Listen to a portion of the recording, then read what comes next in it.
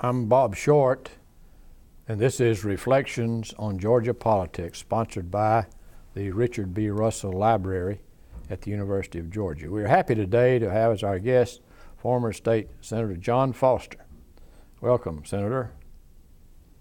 Thank you, Bob. I'm delighted to be here with you, one of the distinguished government relation people in this state, and I'm honored that you would invite me, especially since I've been out of office for 16 years, that anybody would even remember me. And so well, we remember your record in the Senate, and that's what we want to talk about today. But before we do, we'd like to ask you to tell us about your early life.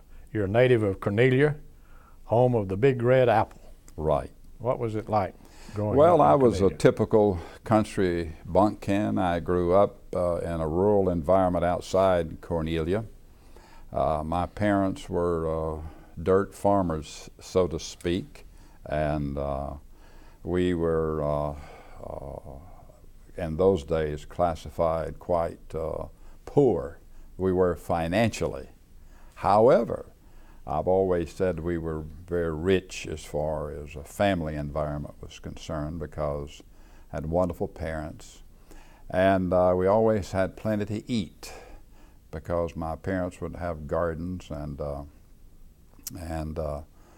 they had hogs and cows, and we would kill at least 5 hogs and put them in the smokehouse for the winter, and we'd eat all those 5 hogs.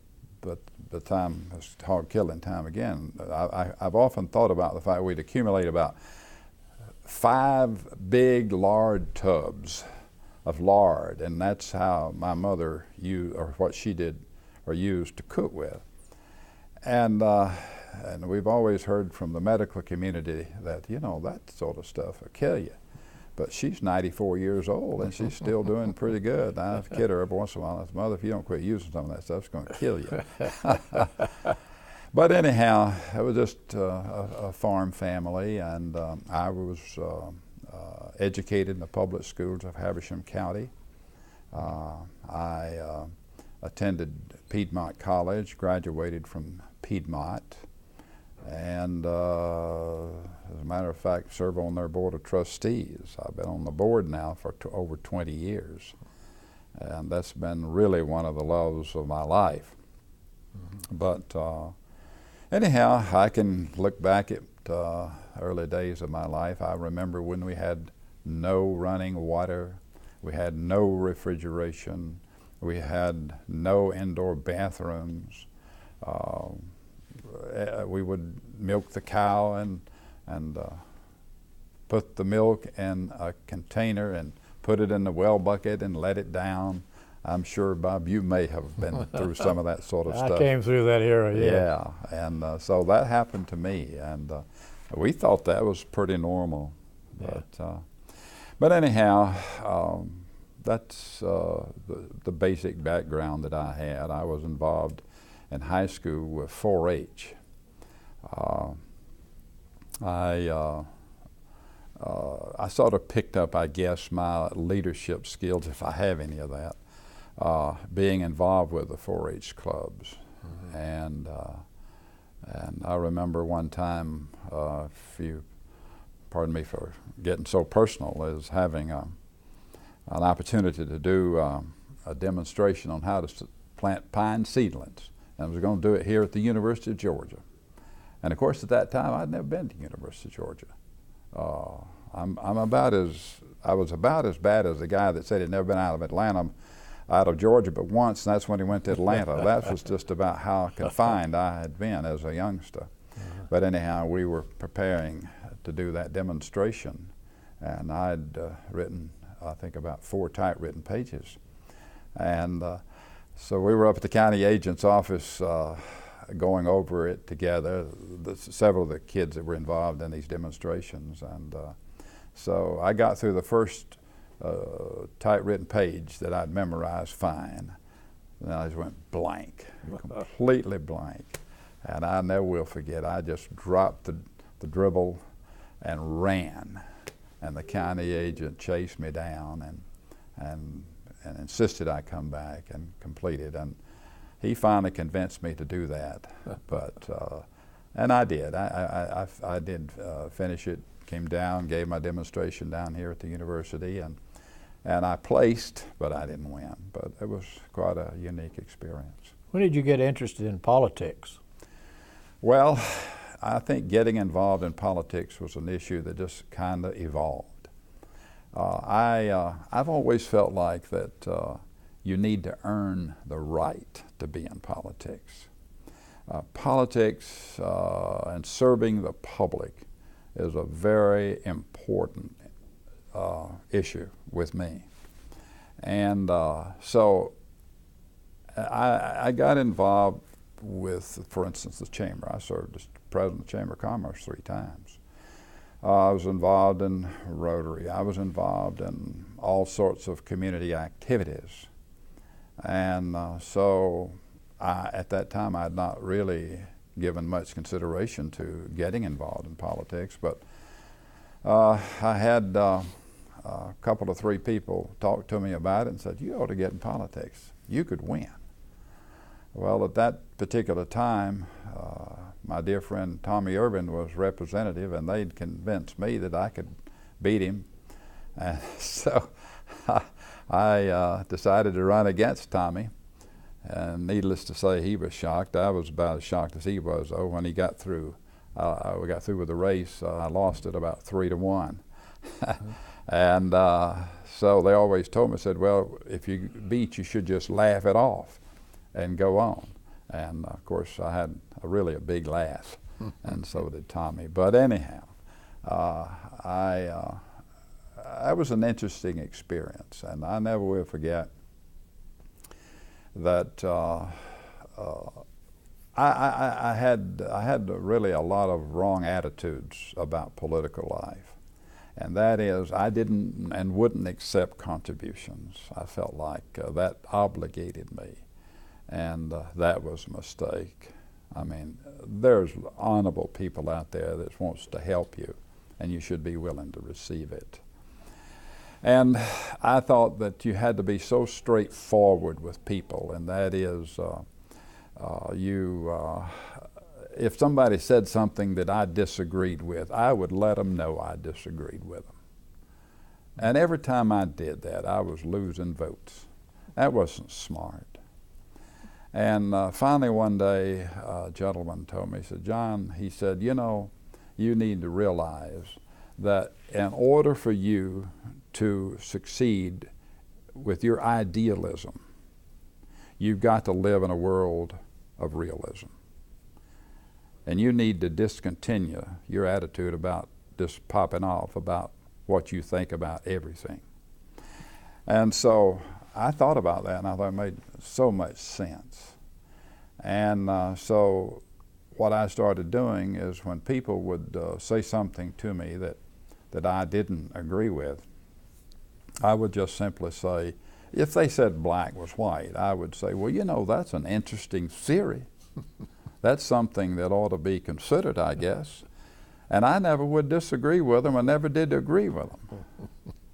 So that started getting me by. And I never will forget, I was in Dawson County one time and stopped by a roadside stand that was, this church group was selling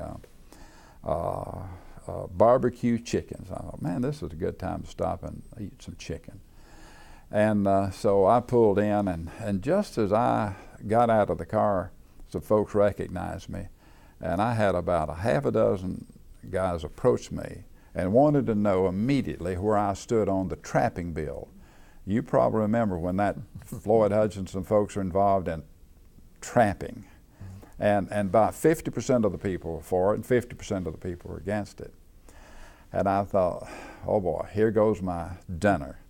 And so finally I just reacted with that age-old statement that you've heard many a time. You know, some of my friends are for it and some of them are against it. I'm just from my friends. And they just laughed about it, never asked me another thing about it. And I was able to get out of there and not talk about that issue anymore. But anyhow, it was an interesting experience. And then I turned around and ran again for the House of Representatives, and I lost. But I lost by about 30 votes, or a little less than 30 votes. That was back when Mr. Hubert Ritchie ran. Mm-hmm. Neither one of us were incumbents. Mm-hmm. Or there was not an incumbent then. And and he was a great guy. I never run against somebody I didn't like. And so I decided the good Lord wasn't intending for me to be in politics. And this whole time you were in business? Yes. I was.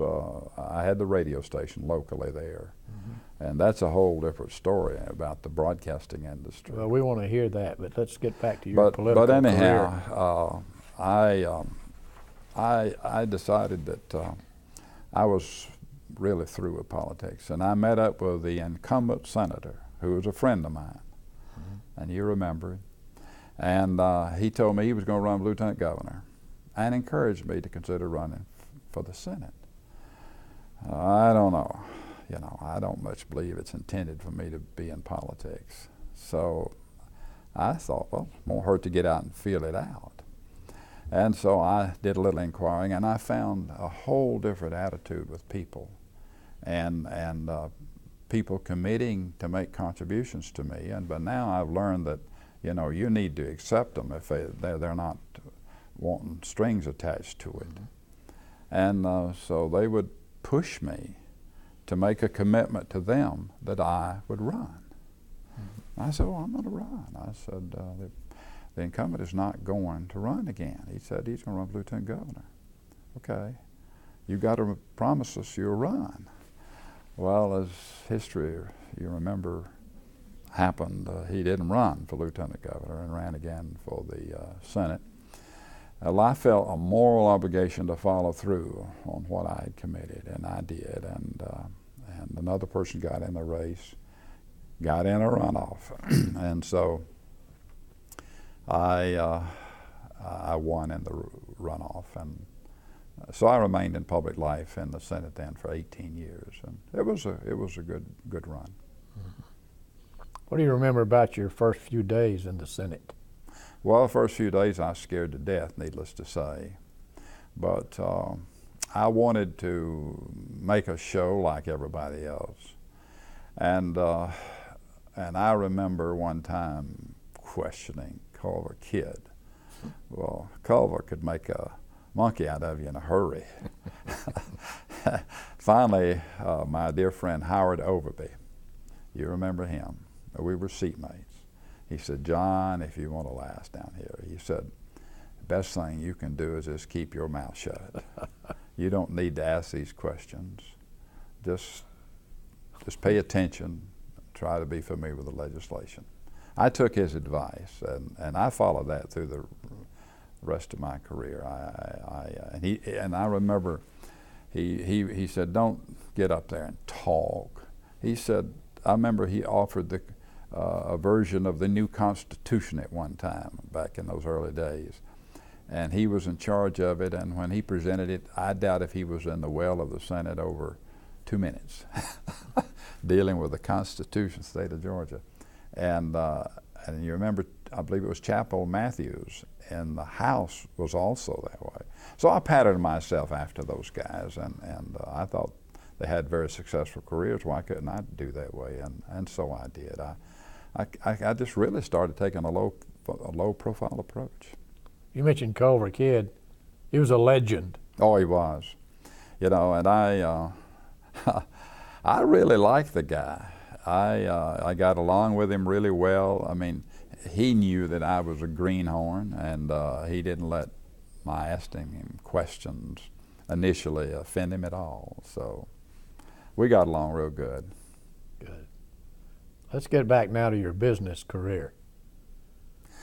Well, when I started out in broadcasting, I was in high school. I was always fascinated with radio. And so we didn't have a radio station in Cornelia at that time.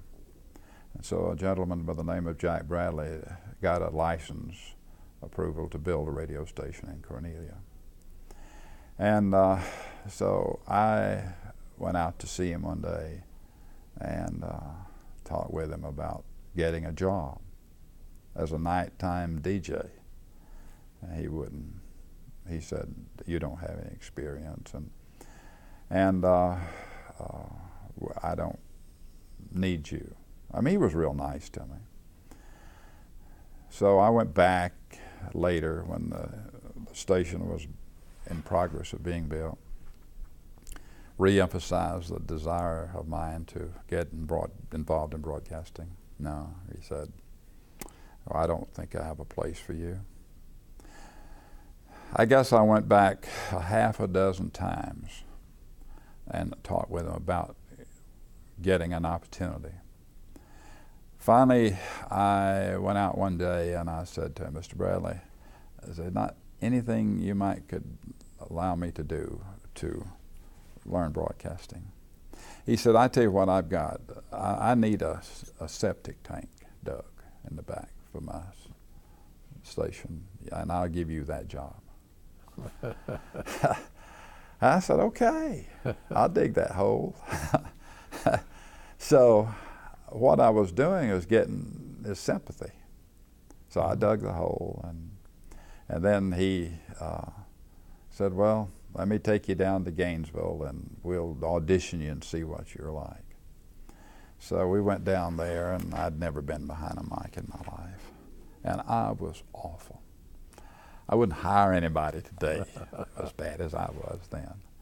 But anyhow, the gentleman that did the audition made the comment. He said, "You know, this guy may have some potential." Oh my, that's amazing. I thought I was washed up completely. Well, to make a long story short, we came back, and when the station went on the air, he gave me an opportunity to do nighttime DJ work. And so I really, really applied myself very, very much to learn the profession. And for instance, I would never do a live newscast. I would record it over and over and over till I got it right. And I made a lot of errors, but he put up with it, and so I succeeded. But I then had developed a goal of I would like to be a chief radio announcer someday. That was my goal. Then things changed, and an uncle of mine, or a distant uncle, had talked to me, and I was fixing to graduate from high school. He said, "I want you to consider going with me over to Oak Ridge, Tennessee. There's great jobs over there." And I just said, "Okay, I'll go with you." I quit the job, and that was not smart. That was my employer then was very unhappy with me. Well, the more I thought about it, the more I realized that that was not what I really wanted to do. So college was not in the equation at all because I couldn't afford to go to college. And so there was an opening at the local theater. So I went over to Toccoa and talked with the owner of the theater chain and told him I'd like a job managing that theater. He said, "What makes you think you can manage a theater?" I said, "Well, I just think I can." And so he said, "I'll see if we can train you." And I said, "Okay." And so they started training me at this theater to take the theater in Clarksville, Georgia. And so I did pretty well. And so finally, the guy that was training me said, "You know, this guy can manage this theater." I mean, he was real pleased with the progress that I was making. So they made me manager of that theater. And so I did that for a year. I showed the very first risque movie back in those days, and it was called The Moon is Blue. I don't know if you ever remember that movie or not. But anyhow, it was considered risque, but it was pulling people in, and I never will forget the only line in that movie that was risque was the couple was riding in the backseat of their cab, and she looked over at him and said, "You wouldn't try to seduce me, would you?"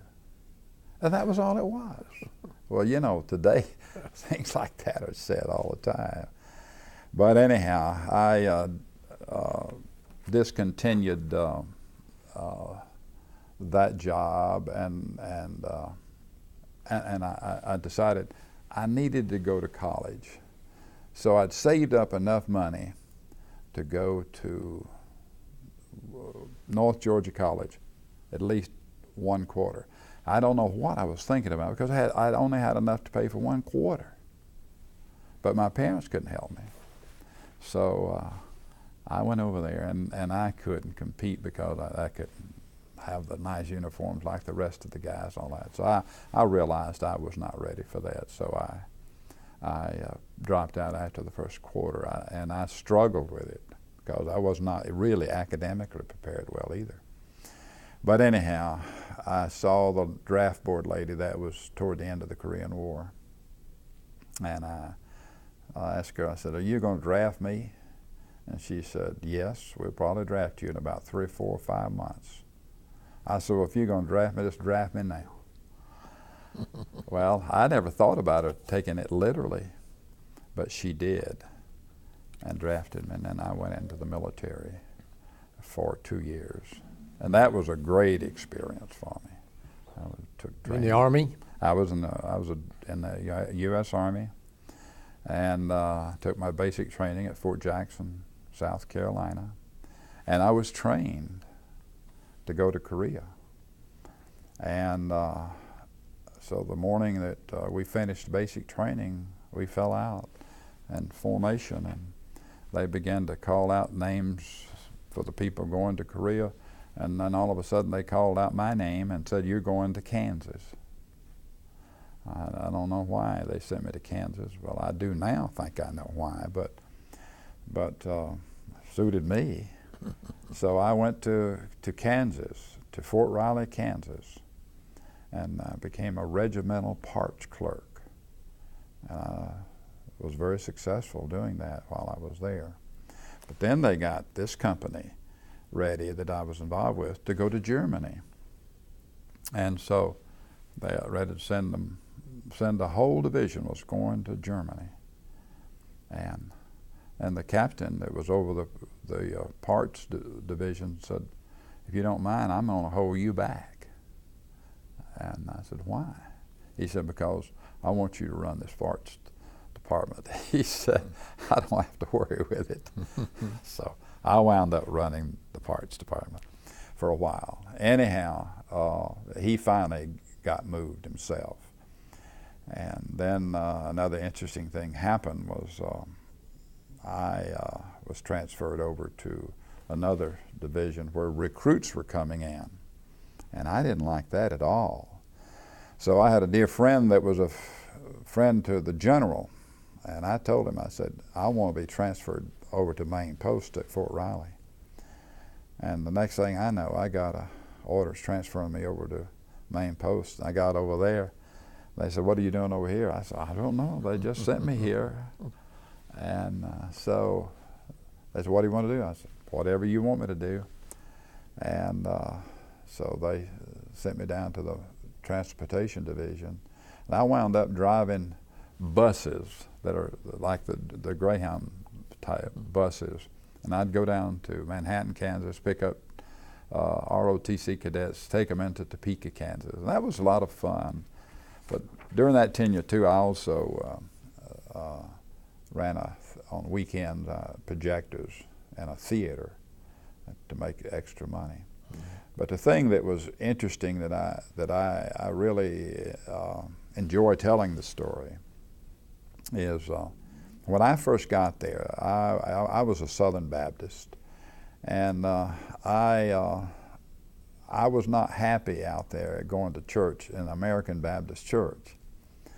And we were discussing that among some of the other colleagues in the military. And they said, let's just form us a group ourselves. And so we did.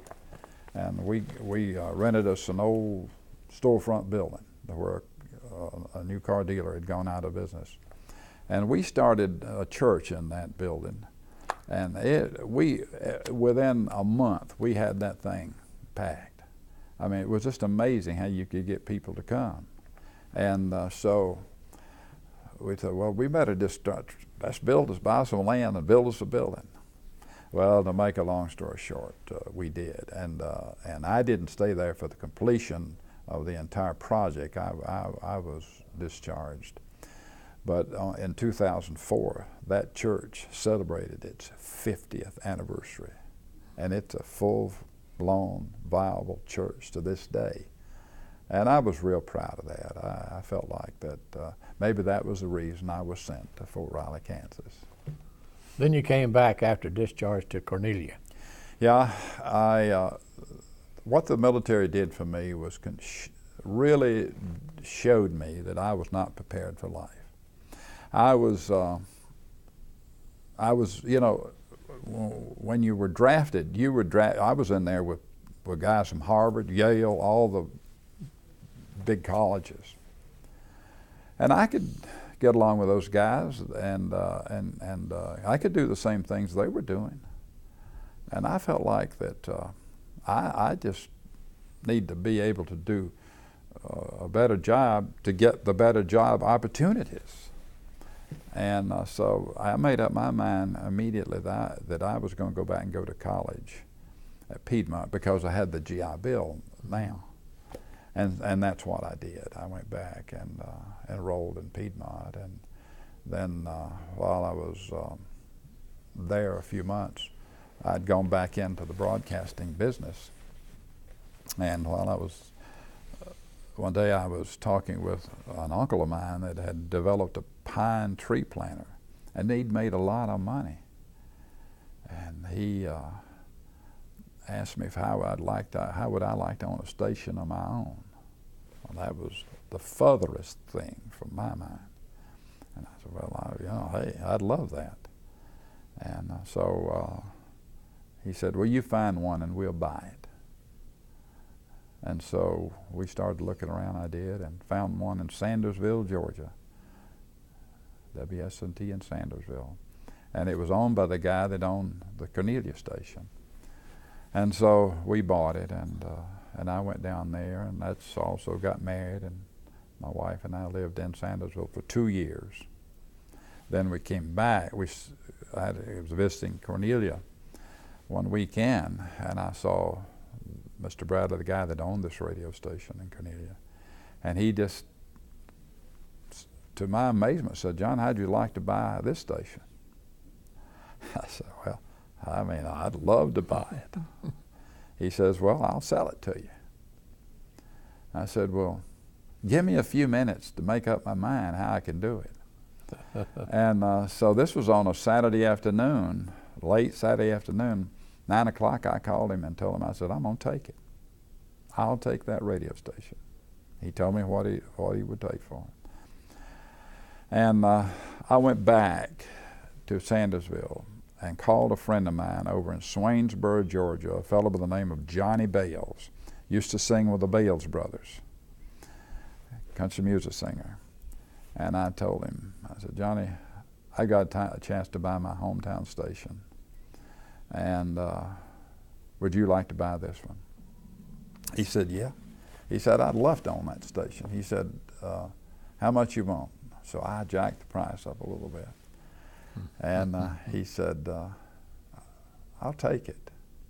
And before he agreed to it, he brought 2 of his partners down, and one of them was Jim Denny, who was a music publisher in Nashville, Tennessee, and the other guy that came with him was Webb Pierce, the big country music singer. And so anyhow, when they came down, they said they'd take it. And I sold that station, and then I was able to buy the one in Cornelia. But in the meantime, I did not mention to you, I had bought the radio station in Washington, Georgia. And I kept it a while, but they wouldn't buy it. And I finally sold it too. So I wound up back in my hometown with WCON, and now we have AM, FM with 50,000 watts. And, Clear channel. been very, very successful and been very blessed. Let's get back to the state senate. You go down to Atlanta. I think Zell Miller had just been elected lieutenant governor. Yes. And had given up his power to appoint committees. Yes. To what was known as a committee on committees. How did you fare with the committee on committees being a freshman senator? I did real well. Zell Miller was an enormously successful lieutenant governor and leader in my judgment. He really wanted to do what was right and what was fair. And so even though he gave up power, I was always so supportive of him till he knew that he could always count on me to support him. And but he was good to me. He after Hugh Carter, who was chairman of the Education Committee, decided not to run, he appointed me chairman of the Education Committee, and I remained as chairman of that committee during the entire tenure of my career in the Senate. Well, we recognize, John, your great contributions to education in Georgia, and let's talk about that for a minute. You're very knowledgeable in the QBE program. Yes. Well, I was. It's been 16 years since we were involved. But yes, that's Joe Frank Harris was the one that put the committee together. I served on that Blue Ribbon Commission, and helped put it together, and represented the governor on that particular piece of legislation, along with Roy Barnes and several other guys. But anyhow, if you remember, we passed that bill unanimously in the Senate, which was, to me, was unbelievable, because it was a major, major change. And Bob, it was a good piece of legislation, but it had problems, and it's still in place to this day, and it's been amended somewhat. But QBE was a funded-driven piece of legislation, and the legislature never would fully fund it. And if you wouldn't fund it, it's not going to work well. So what happens is the legislature turns around and supports these issues that are politically expedient, such as teacher salaries, etc. But they don't want to do some of those other things, like help the school systems with maintenance and operations money, buses, and all the other costs that schools have. And so it got it out of balance, and I don't know that it's ever been fully funded. That brings up the question about President George W. Bush's No Child Left Behind program. What do you think of that? Initially, I was somewhat for it, but I think the federal government doesn't have any business in education.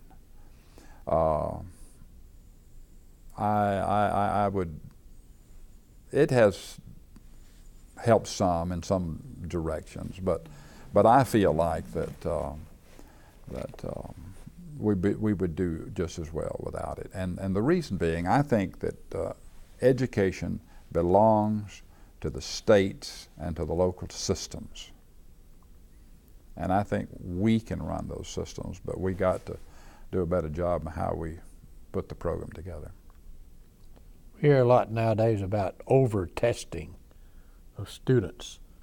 Do you think that the students are compelled to take too many tests in order to control funding of schools? Yes. And I was one of the first legislators that really got into testing and evaluating. I didn't like the term testing.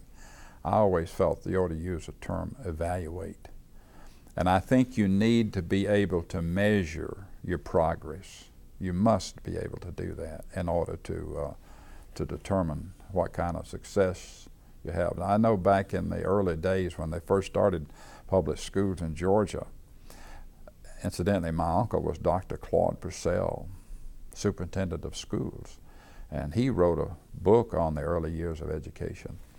And it was interesting that the teacher wouldn't get paid until the end of the year. And they evaluated the students, and they would pay the teacher based on whether or not they had success. I don't think that'd work today, no. But I thought that was an interesting concept, and that was in his book.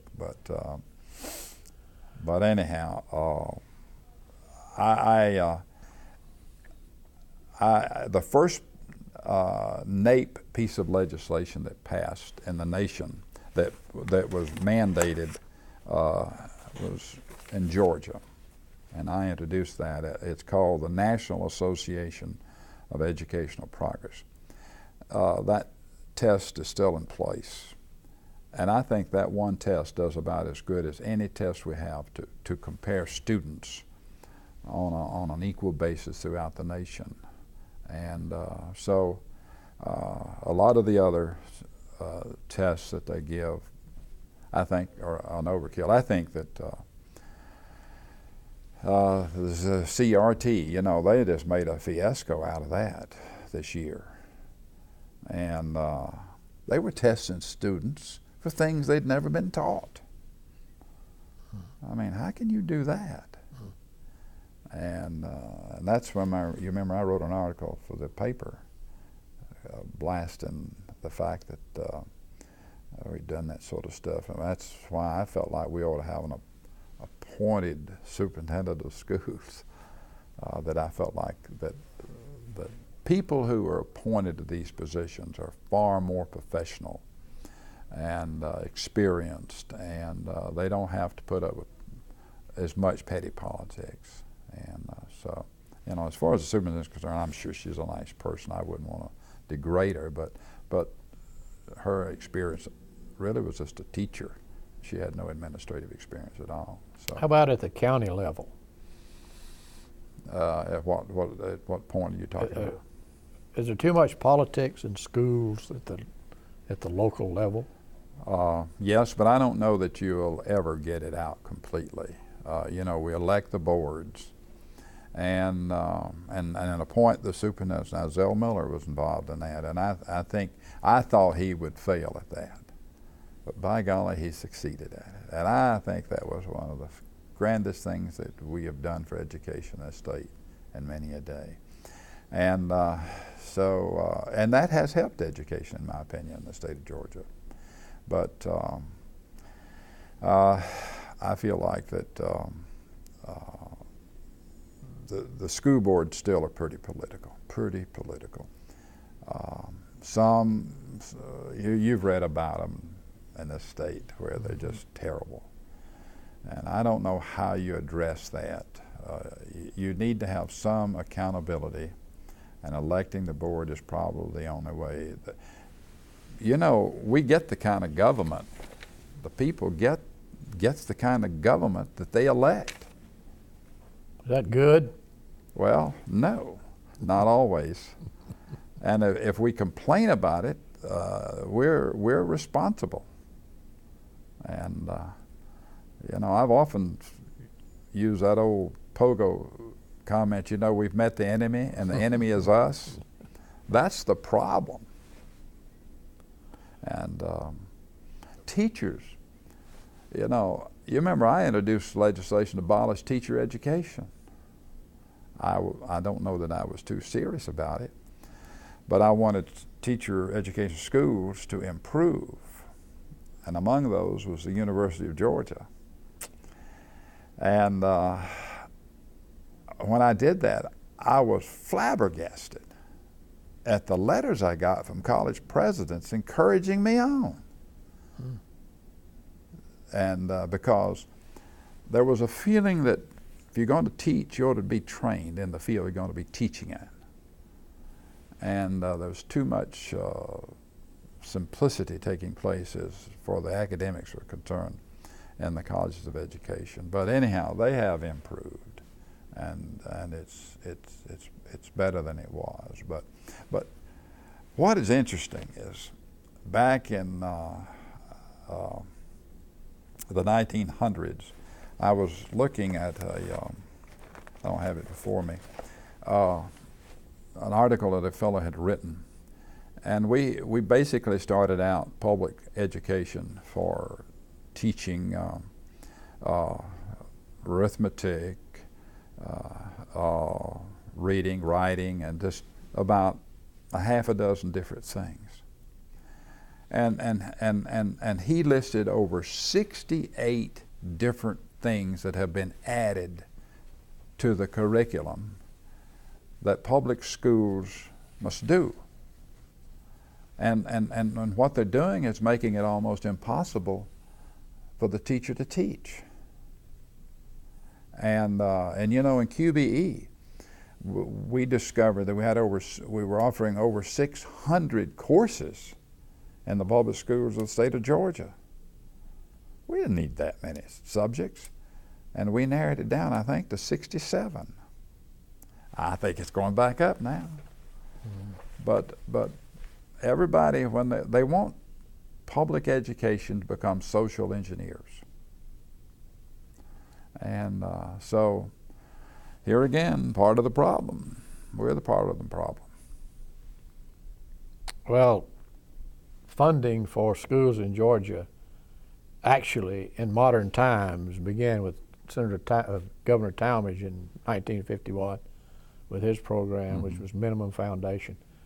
It was never fully funded. It was not? No. None of the programs have ever been fully funded. Well, how about today when we have just millions and millions of dollars being spent on education from lottery funds? Yeah. Has that been effective? Not very effective.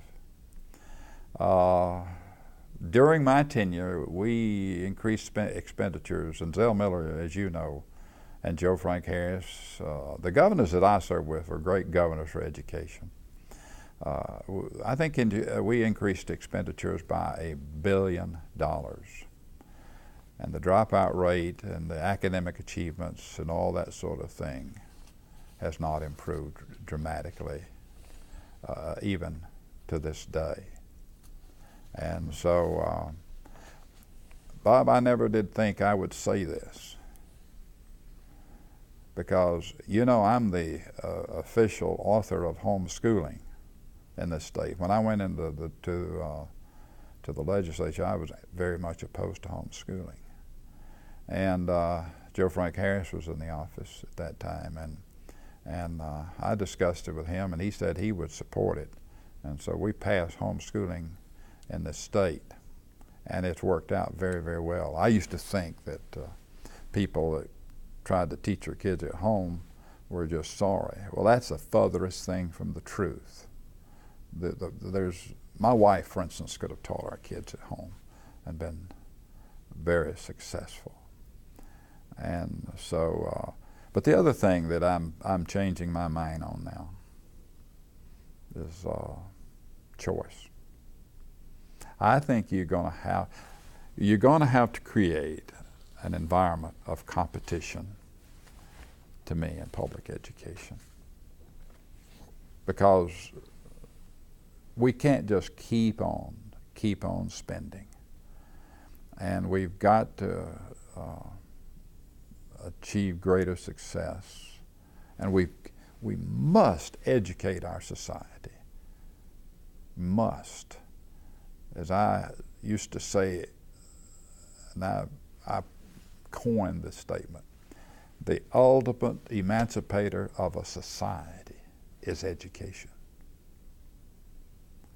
And therefore, if we want to maintain our democracy, our type way of life in this country, et cetera, et cetera, et cetera, we've got to educate our people. And the reason we have so much trouble in the Mideast and all these other countries is because they don't have a good educational system. You don't become a dictator with people that have a good education. They're not going to put up with it. They think for themselves. They don't, you know, there's this group that just follows, and then you got others that think for themselves. And so I think that we still got to put education up on the front burner, always. You mentioned competition. In this global world and global economy, our students are not actually competing against each other. No, they're not. They're competing against the world. That's right. And it's sad that we're way down on the list of academic achievement. What can we do to improve ourselves? Well, we're going to have to continue to reevaluate how we're doing it, and the parents are going to have to get more involved, more concerned.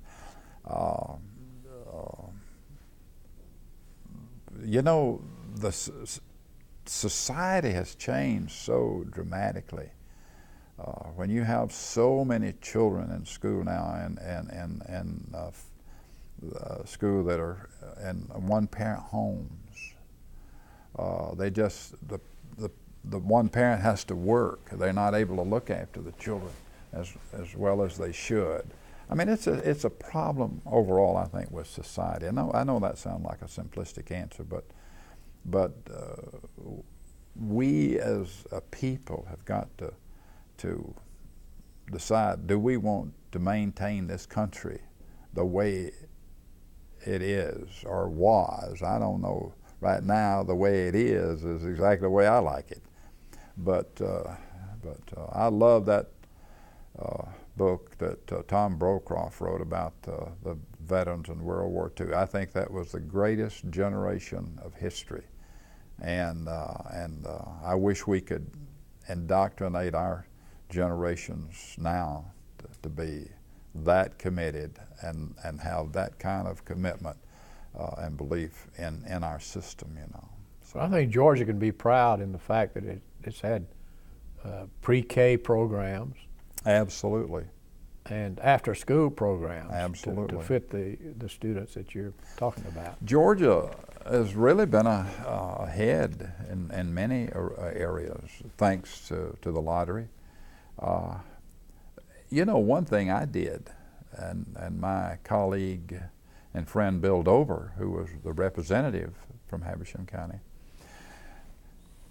Habersham County school system has 1 cent sales tax dedicated solely to the Board of Education. We were one of the first counties in Georgia to do that. And then I tried to get all my counties to do it. When I found out we could do that, I tried to get them to do it, and some of them wouldn't do it. But Rayburn County did it, and Union County did it, but put a sunset clause in it. Mm-hmm. That was a mistake, and I forget if some of which others did it. But the one unique thing we did do in Habersham County to support our schools is every dime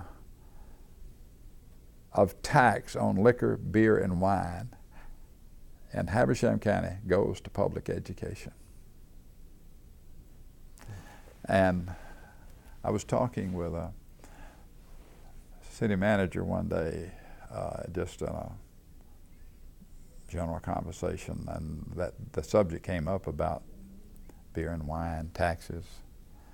And I didn't say anything to him about it. I just was listening. He said, you know, some stupid somebody introduced some legislation and they put all the money, that should be the cities and the counties tax. And I looked at him, I said, you know, you're talking that stupid somebody. So I think it was the right thing to do, because I think you can't continue to get all the support for education off of property taxes. However, you need to maintain a certain amount of taxation of property, because if you don't, and you go through periods like we're having now, recessions, if you were depending solely on a sales tax, you would be laying off in school systems big time. And it's you've got to keep your schools going, and they need to be funded. And so I hear some of these folks in politics now, oh, we're going to pay all the school tax off of sales tax. another reason I'd be opposed to it, because you're going to make your business community, you're going to put them in a situation where they can't be competitive with the neighboring states. And that's not going to work. So you got to balance all that. Is there any way to make parenting education successful?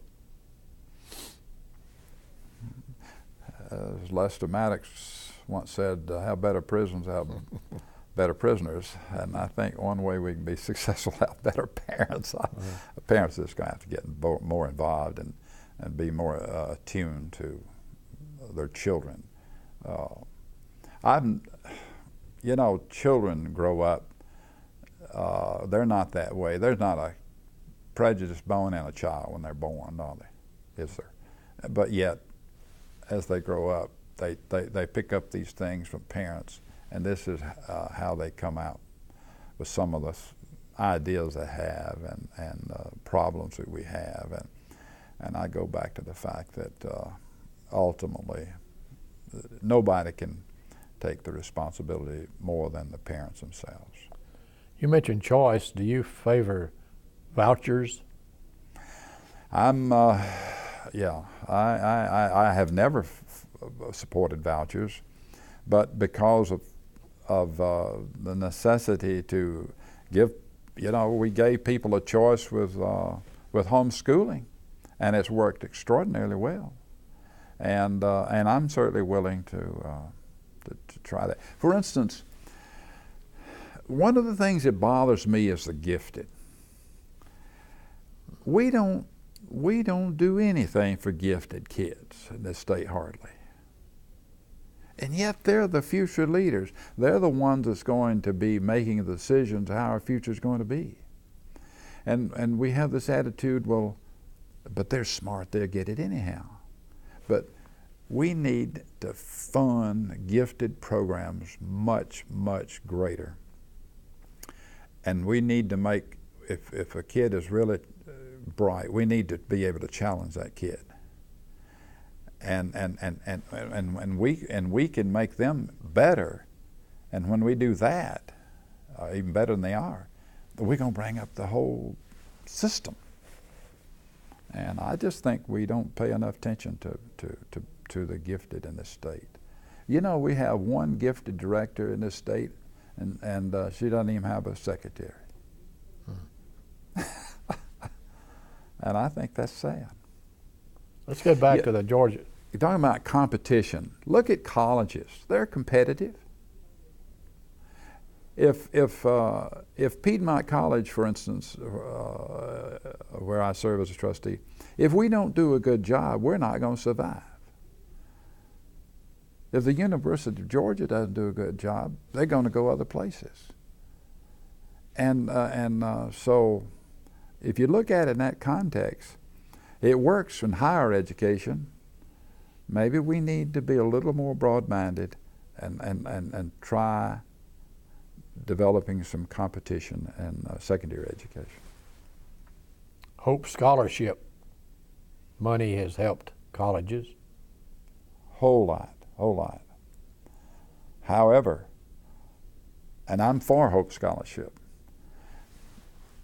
but I don't know if I'm for a total free ride. And the reason I say that is simply I think it's a good thing to let them pay some of it. And I know there's some kids getting through on a free ride. They could afford it. They can afford cars and they can afford a whole bunch of other stuff. But there's just something about if you've got a little investment in what you have, you treat it with a little more respect. And I know at our school, at Piedmont College, we did away with scholarships for athletes. If you want to come to Piedmont, we want you to come to Piedmont. We don't give out athletic scholarships. But we'll give you an academic scholarship. And we've got some good athletes. Let's get back for a minute now to the Georgia Senate, where you served for 12 years. 8 years. 18 years. 18 years. 18 years. Gosh, I missed that, didn't I? Let's talk about the leadership of the Senate, how it evolves, and some of the personalities. You have, in addition to lieutenant governor who is elected by the people, you have a president pro tem. Mm-hmm. And that person has a responsibility of serving, I guess, in the absence of the lieutenant governor. Right. Who were some of the pro tems while you were in the Senate? Senator Holloway, great fella. Tom Allgood was one of them. When I was in the Senate, and Zell Miller was lieutenant governor, president of the Senate, he gave us a lot of leeway. But you know, when Zell Miller made up his mind, it was time to act. You would act. And they don't seem to have control over it today in the House or the Senate like they did in that era. Now maybe I'm just an old fogey and that's the way I'm just not familiar with what they're doing today. But I think, I don't know, a lot of folks didn't like Tom Murphy. Matter of fact, a lot of times I didn't like him. But if you look at his leadership, to me, he was a great leader. He was fair. He got mad at me one time. And that was when the guy that ran against him passed away. Al Burris. Al Burris. Well, Al was running against Speaker Murphy. And Al's wife is from Cornelia. So I thought it would be politically smart for me to help Al. And I did. I got involved and tried to talk to other legislators about Al, you know. And somebody told the Speaker that I was doing it. Well, the truth is, I probably should not have had my nose in it. But, you know, his wife lived in Cornelia, and I liked Al, and I wanted to help him. And but anyhow, I noticed that every time I'd introduce a bill, it'd never get anywhere. So one day a friend came to me and said, "John, you know, the Speaker doesn't like you." He doesn't? No. Why? And he said, "You got involved in the House Speaker's race one time a few years ago." And he didn't appreciate it. So I went to my dear friend Jack Eller. I said, "Jack, I got a problem. What should I do?"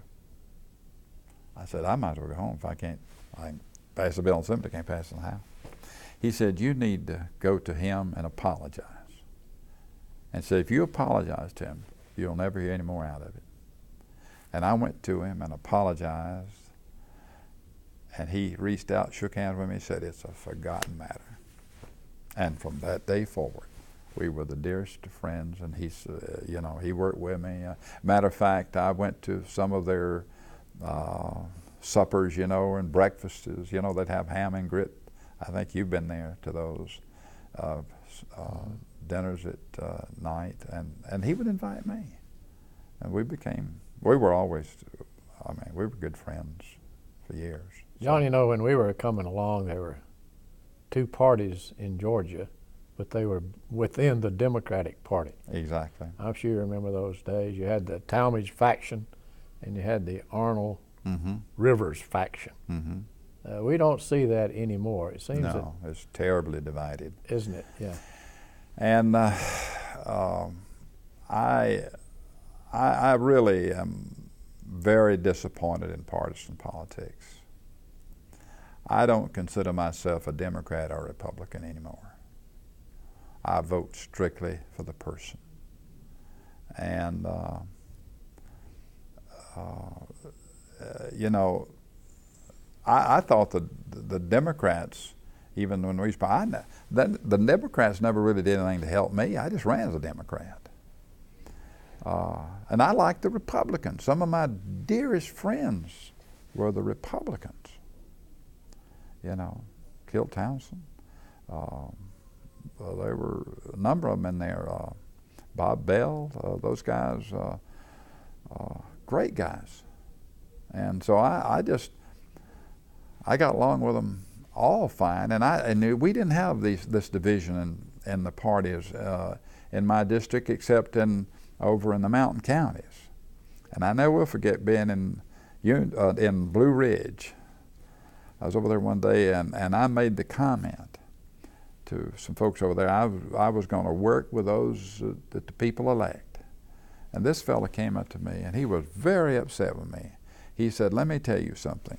You work with the Democrats. You don't work with the Republicans. And I didn't realize Republicans were one that got elected to office in that county, you know. So I said to the fellow, I said, well, I'm going to work with whoever people elect. And that didn't endure me too well with him. But people generally must have liked me pretty well because they supported me for 18 years. You had very little opposition. Very little. Yeah, I can't remember an opponent. But the opposition, I won pretty well. But I don't know if it's appropriate for somebody like me to comment about, when I lost. I really had given serious consideration to not running again because I just felt it was time to move on.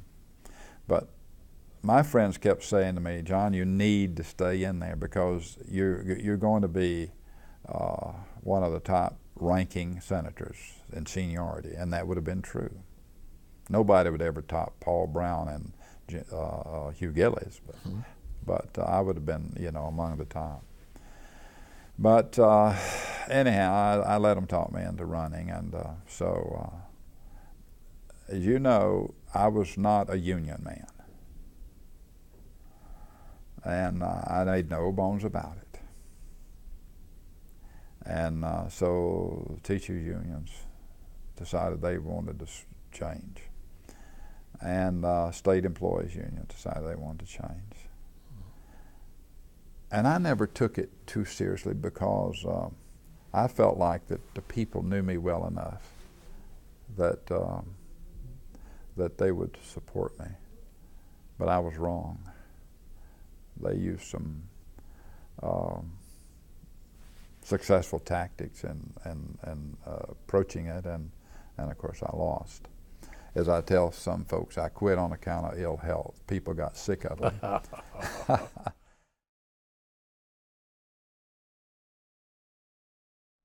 John, many disenchanted Democrats seem to think that the Georgia party is now too dependent on minorities and labor unions. Is that true in your area?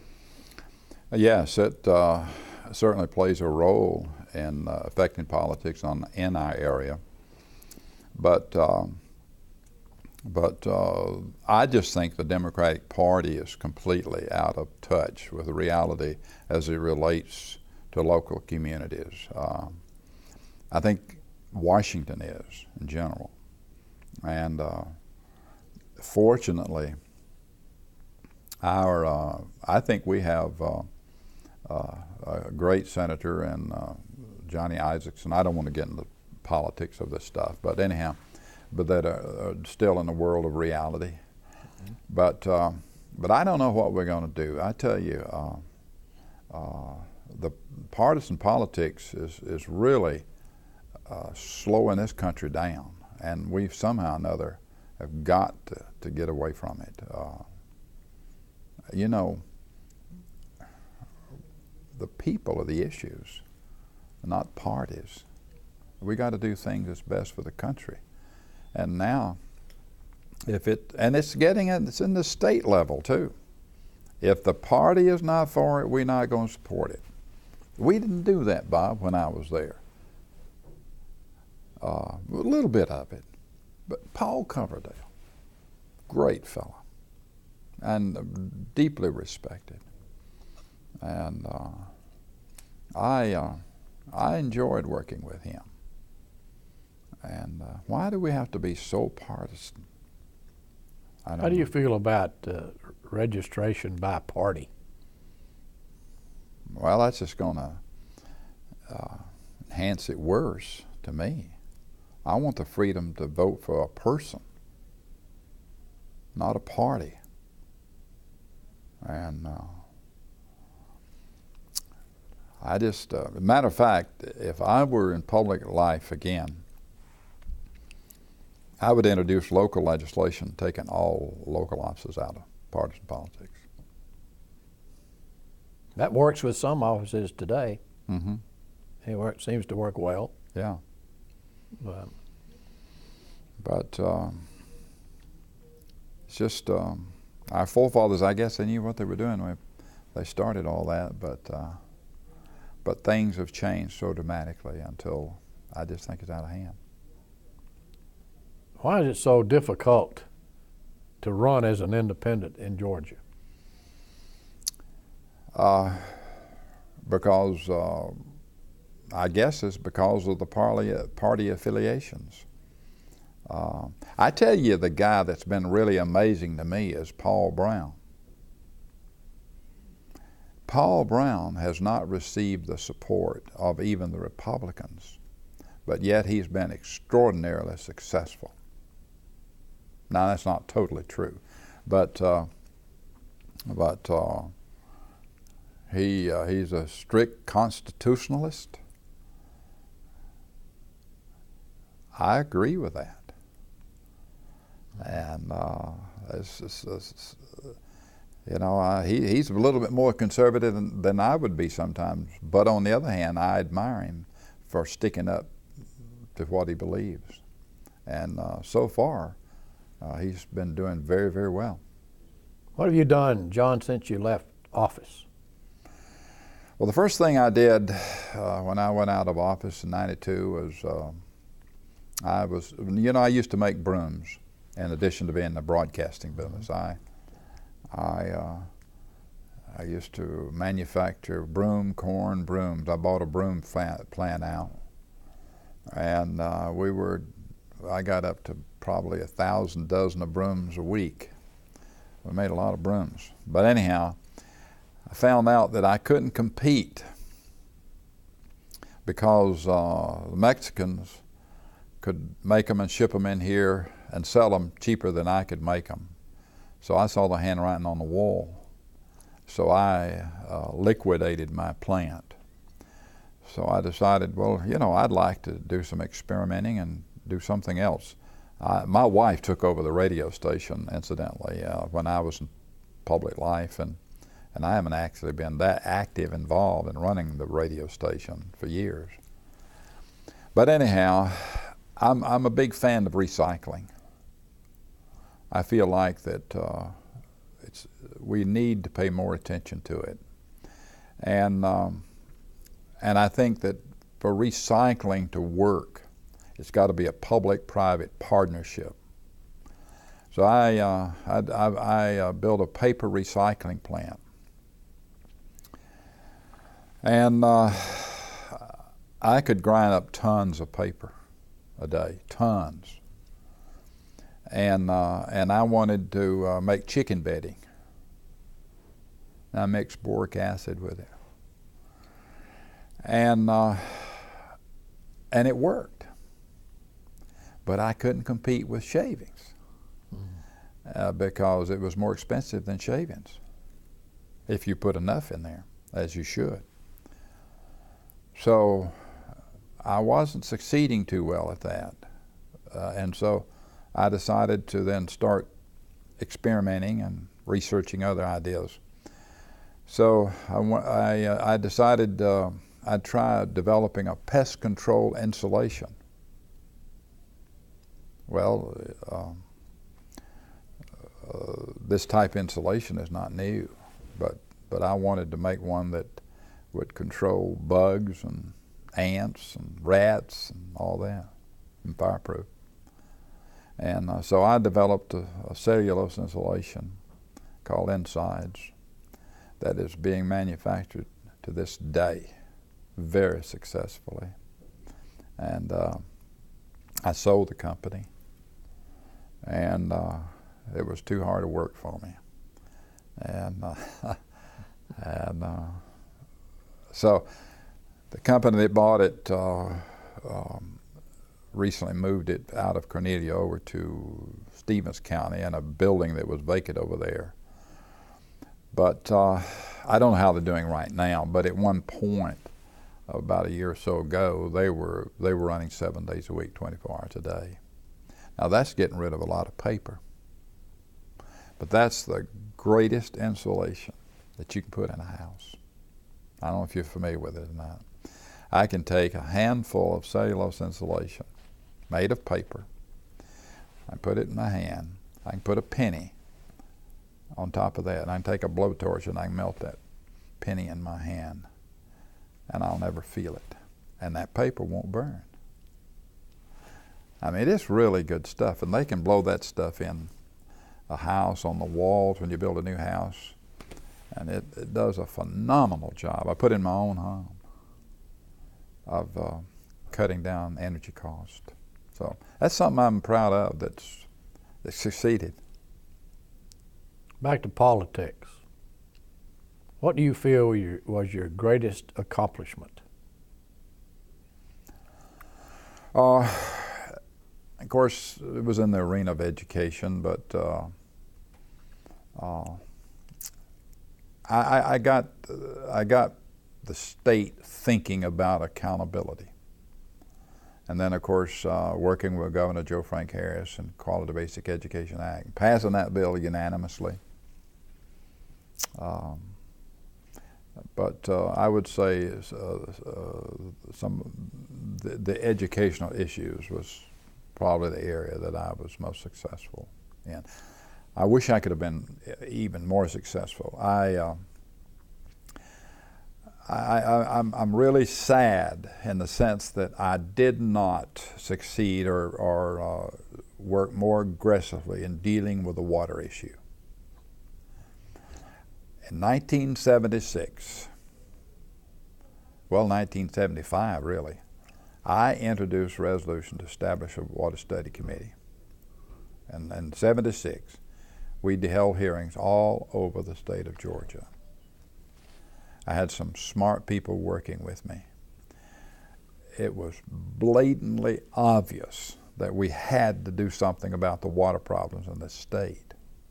We needed to deal with the problem with Florida and Alabama. We need to deal with the underground water aquifers in South Georgia because so much water was being pulled out. Atlanta was consuming unbelievable amount of water out of the Chattahoochee River. And we wrote in that report that if we didn't deal with this situation, by the year 2000, there would be a water crisis developing in this state. And I look back at that and I think, I had some smart people with me then. It wasn't that I was that smart, it was just the people working with me. And I really wish that I had taken a stronger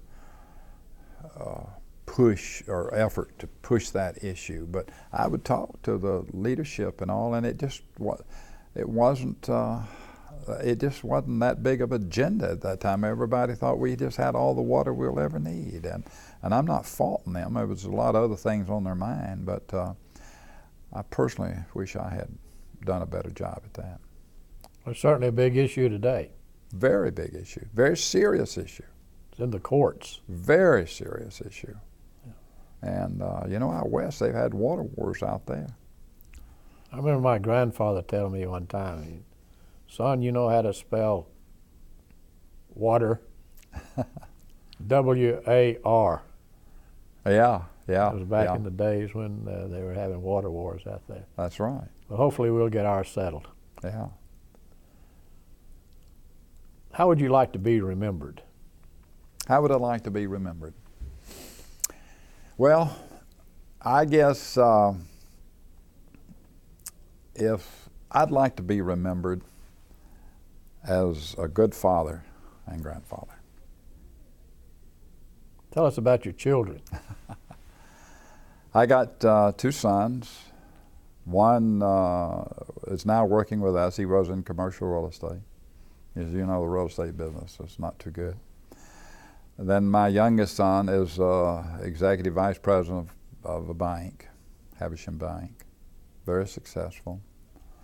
And then I have two grandchildren, 1, 5, and a little boy. And he's John Clayton Foster III, and then a little girl who's 3. Now, my oldest son married later in life, and my youngest son is still not married. And but anyhow, it leads me to the point that as a result of my grandchildren being so small, I made a decision to sort of write a book about my life for their benefit, so that they would, when they get older, they would know who their granddad was. Like to tell us what's in the book? Well, it's just basically the same things that you and I are talking about, just more detail. And I've been working on it about 3 years, I guess. And I'd say I'm within 6 months of finishing it. It's been an interesting exercise, and but it's not something that I'm going to publish for a whole lot of people to see. It's a family thing. Will you give me a copy? Well, yeah, I might try to get 10 or 15 copies. But, Thank you, John Foster, for being our guest today. On behalf of course, myself, the Richard Russell Library, and the University of Georgia. Well, thank you, Bob. And it's been an honor to be with you today. Thank you so much.